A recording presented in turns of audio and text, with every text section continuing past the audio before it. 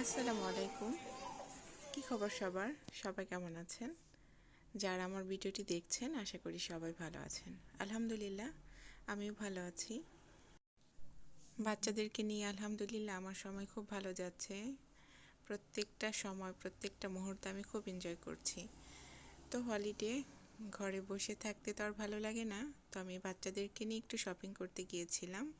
এই তো শপিং, খাওয়া দাওয়া, ঘোরাঘুরি এগুলি নিয়েই হচ্ছে আমার দিনকাল চলে যাচ্ছে। তো লিডলে গিয়েছিলাম টুকটাক কিছু ঘরের কেনাকাটা করার জন্য। সেখানে গিয়ে দেখি আমার পছন্দের একটা জিনিস, ওয়াফল মেকার। এটা আমার বাচ্চারা খুব পছন্দ করে ওয়াফল খেতে, আমারও ভালো লাগে। তবে বাজারেও কিনতে পাওয়া যায়, তবে সেগুলি একটু বেশি মিষ্টি থাকে, যার কারণে নিয়মিত খাওয়া হয় না। লিডলে গিয়ে যখন আমি এই ওয়াফল মেকারটা দেখলাম আর দেরি করিনি, সাথে সাথে বাসায় কিনে নিয়ে এসেছি।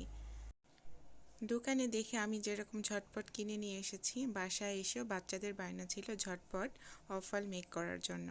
তো আমি আর সময় নষ্ট করিনি, বাচ্চাদের বায়না রাখতেই আমি ওয়াফল মেক করে দিলাম। খুবই মজাদার, খুব ইজি ওয়েতে বানানো যায়। আর এই ওয়াফলটা আমার বাচ্চারা চকলেট বা সফট চিজ দিয়ে খেতে খুবই পছন্দ করে।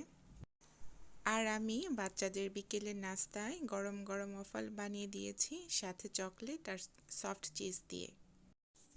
আর গরম গরম চকলেট ওয়াফলের সাথে ফ্রেশ স্ট্রবেরি কম্বিনেশন কিন্তু খুবই মজাদার, আমার তো খেতে খুবই ভালো লাগে। আর আপনারা কারা কারা খেতে পছন্দ করেন সবাই কমেন্ট করে জানাবেন।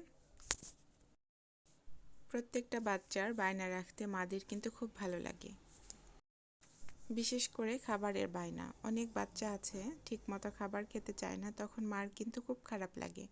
আর কোনো বাচ্চা যদি তৃপ্তি সহকারে কোনো খাবার খায়, সে দৃশ্যটা মা কিন্তু অনেক এনজয় করে, মায়ের কিন্তু অনেক ভালো লাগে।